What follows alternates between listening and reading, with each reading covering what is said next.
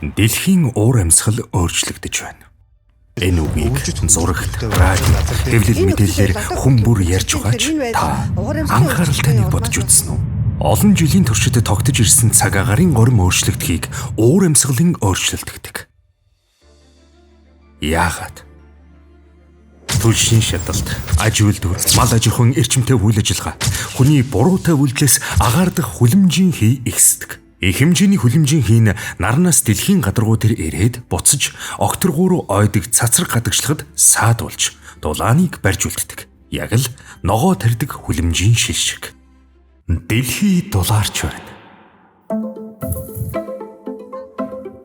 Уур амьсгалын өөрчлөлтөд хүүхдүүд хамгийн бага хамаатайч хамгийн ихээр өртөж байна. Яваагүй зам цаснд багжсан. Аав намайг хөргөж өгөх гэж зөндөө үтсэн л дээ. Ээж малаа хараал үлддэг.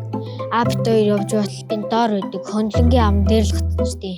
Манай оронд хүчтэй салхи, аадар бороо, үер, ган, зуд, ой хэрийн төмөр зэрэг гамшигт үзэгдлийн давтамж сүүлийн 20 жилд 2 дахин нэмэгдэжээ. Үер Монгол улсын дотоодын нийт бүтээгдэхүүнд 37 сая $, сөрөг нөлөө үзүүлж, жилд 10,100 хүн өртөх магадлалтай гэсэн тооцоог гаргажээ.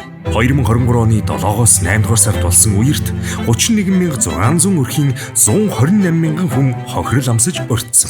2023 оны 11 дугаар сараас 2024 оны 3 дугаар сард манай улсын газар нутгийн 90% зуд нүүрлэж 188,300 хүн, үнээс 80,215 хүүхэд, 40,830 охид, 39,385 хүүгүүд өртөж, боловсрол, эрүүл мэнд, ус, ариун цэвэр, хүүхдийн хөгжил, хүнсний хангамж зэрэг үйлчилгээ авах боломж нь хязгаарлагдсан. Хүүхдийн эрхийн хорооноос 2023 онд ерөнхий тайлбар номер 26 баримт бичгийг гаргаж хүрээлэн буй орчин болон уур амьсгалын өөрчлөлтийн нөлөөгөөс хүүхдийг хамгаалахын тулд улс орны засгийн газар юу хийх ёстой талаар тайлбарласан.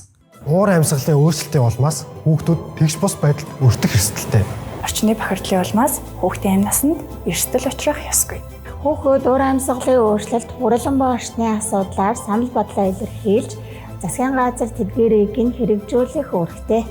Хүүхдүүд эрхээ эдлэх, үзэл бодлоо илэрхийлэх боломжтой орчинд амьдрах хэрэгтэй. Уур амьсгалын өөрчлөлттэй холбоотой мэдээллийг хүртээмжтэй байлгах шаардлагатай. Уур амьсгалын өөрчлөлт эрүүл бус экосистем нь хүүхдийн бие болон сэтгцийн эрүүл мэндэд нөлөөлөх ёсгүй. Хүүхэд аюулгүй хоол хүнс, цэвэр ус, орон байраар хангагдаж, амжиргааны зохистой түвшинд амьдрах эрхтэй. Засгийн газар нийгмийн цөөх бүлгийн хүүхдүүдийн эрхийг хамгаалж хүрээлэн буй орчинтой холбоотой бүх шийдвэр тэднийг оролцуулах шаардлагатай. Хүүхдүүд байгаль орчинтой ойр цэвэр аюулын орчинд тоглож, өсөж, тонох хэрэгтэй.